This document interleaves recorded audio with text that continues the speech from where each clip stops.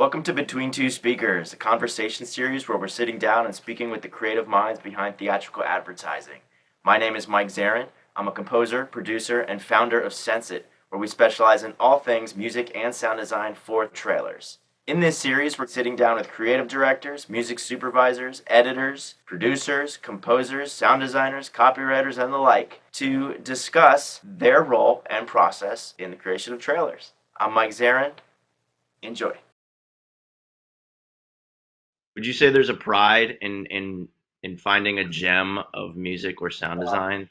Absolutely. That's a goal. It's like one of those, because I think music is so important to what we do. I mean, it's probably one of the most important things, because it really, whatever emotion you get from the images or from the dialogue is boosted by music. And so everyone wants to have that cool cue. Everyone wants to find that cool cue that people are like, wow, did you hear that great piece of music? And either other and other editors would be, oh man, I wish I had done that kind of thing. So it's always a great feeling, but also you can't let the idea of being that guy who finds that cue. You can't let that get in the way of being open to other suggestions and someone else find that cue for you. Yeah. Because ultimately, whatever works best for the piece is great, and because if that piece is great, then the company looks great, and like that. So it's definitely one of the things that it's definitely a great ego boost, but it's also something you got to keep in check. I was wondering if you could talk about your approach to sound design, Dave. Like your process when you're building a sound bed and how you've sort of seen that process change over the years, as obviously the idea of sound design is vastly different now than it was 20 years ago. Well, now we have so many tools that are at our disposal. I mean, thousands upon thousands upon thousands upon thousands of hits and wishes and all this wonderful stuff that when I was starting, we didn't have. Right. We had a guy, and I was, again, the creative man, we were lucky. We had a sound guy there who could create stuff. And also back then, a spot solely designed on sound design was very rare. Mm-hmm. One of the earliest examples I can think of was an editor, great editor who was doing who did the trailer for The Island of Dr. Moreau. And after that, he did a spot that was, at the time, all sound design. I still have the stem somewhere too. It's so great. I mean, because all this stuff was completely created just for this. Like it wasn't. He didn't have a library of sound design. So we had some wishes, like sound ideas, kind of like wishes and some things like that, but nothing as sophisticated as we have now. And he created this thing all on that. And then when we were working on Absolute Power, another editor, that the idea for that was a cool, creepy teaser with definitely some kind of sound design element, almost like to give it a gritty, more industrial feel. And so I remember the editor looking, through sound ideas for like jackhammers and pile drivers and things like that. Now it's like you can almost throw a rock and hit any of that stuff in different and different tones and like that. So it's changed quite a bit. We have a lot more tools at our disposal, which is great, but also it can be overwhelming. Mm-hmm. When you're stuck with limitations based on the music that you can reach from, what is your creative solution to that? Stems, like if we can break down a piece of music to its intricate pieces, sometimes there's ways to recut that, to take something out or add something to make the mood change a little bit. That helps. Layering different cues to get that feeling that you need, and a whole bunch of free sound design if you can find it. I mean, like again, there are libraries that are out there, sound design, sound ideas and whatnot. But also over the years, I've just collected tons and tons of various effects here and there that they come in handy. So it's just a matter of building and also knowing when not to do something, when not to use something, letting the music you do have carry what you can, trusting that music. And I mean, you can always find booms or something like that, either cheap um, or free, even to enhance just a bassier level and stuff like that. But you have to start, and you have to end up being really, really creative with some of that stuff. You have to make it work double time. Is there less heavy lifting, would you say? Is it safe to say that? Or is it even more difficult to try to give you a different angle on a well-known franchise film? I think it's a combination of both. I think when you have name recognition for something huge, um, you already got a built-in audience.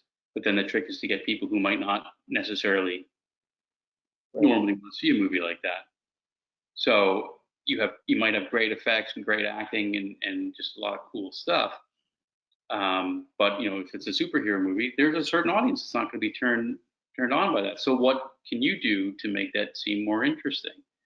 Um, at, you know, at the end of the day, the built-in audience something like that will carry that anyways. But when you have a smaller movie that's not too small. Sometimes you have a small movie, you know what your audience is, but you're always pushing to get 1, 2, 3 more butts in the seats. Right. So everyone, no matter what baggage it has, every movie is its own thing. You really can't rest on laurels because there's also that chance that like people are like, ugh, a sequel to that? Why are they doing that? You know. So then it works against you. Or Right. you're on your 10th sequel and you're like, wow, I've heard this song in every version of this trailer. What are they going to do something different? Kind of thing. You know, you have to change it up. Right. And with songs, are you finding the trend as of late to lean more towards commercial songs and away from library cues? Yeah, that's again, it all depends on the project, but like and the budget. But yeah, I think if you put it this way, if you have 2 trailers out there in competition, 2 different vendors, usually the one with the song will beat out the one with the library music. Because as good as library music is, and these days it's there's phenomenal stuff out there. Sometimes it still has the what do you call it, the bones of a library cue. It has its 3-act structure and there's a certain kind of sound. I mean, there have been overlays that some people have done where it's like, well, they just added hits to this percussion in the song rate. Well, I can do that too. Not maybe not. Right. I'm saying I can put the triple hit here also. Whereas there's much more creative ways to do it, and those are the ones that stand out. What it comes down to is a recognizable factor. Like clients really want something that makes people comfortable, and they recognize, oh, I recognize that song, but they also want it fresh. They want it brand new. They want a recognizable song that no one's ever heard before. So that's what ends up winning the day a lot. Not all the time, not all the time, but there are times like, oh, you lost out because you didn't use the song, or okay, your trailer's going forward, but you have to use their music that the competition found. Are there genres that are more musical for you as an editor than others? Yeah, I'd say. I mean, you can get, well, it depends what you think. Music, like with a horror movie, it's much more dependent on sound design, but there's still a musical element to it. Right. Whereas like a comedy, that's, if you're not going to use a contemporary song or some sort of song, then you have to find some piece of music, and that, and that drives the comedy. Like it gives a message that you'd want a song to give. But then you think, well, what kind of comedy is it? Is it whimsical? Then you can find some whimsical music, or is it a kind of like David Holmes kind of funky comedy, you know. So there's that. So you know, I think every genre is all, the music is still the most important, whether how musical or not. You know, what the question you have to answer. You know, Right.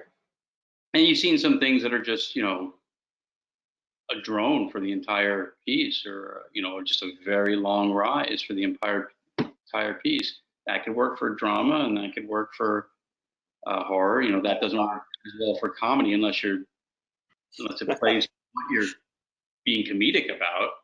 Is there a trailer that you've done that sticks out in your memory for the way that music kind of changed everything you were doing, or like finding the right cue, kind of completely, like that's when like things fell into place for you, or any sort of like vivid memories of using music that kind of changed the game for you?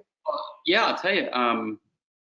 Well, just in my process, sometimes things don't get started until you finally find that piece of music, and you go, oh my Right. God, now I can actually start moving.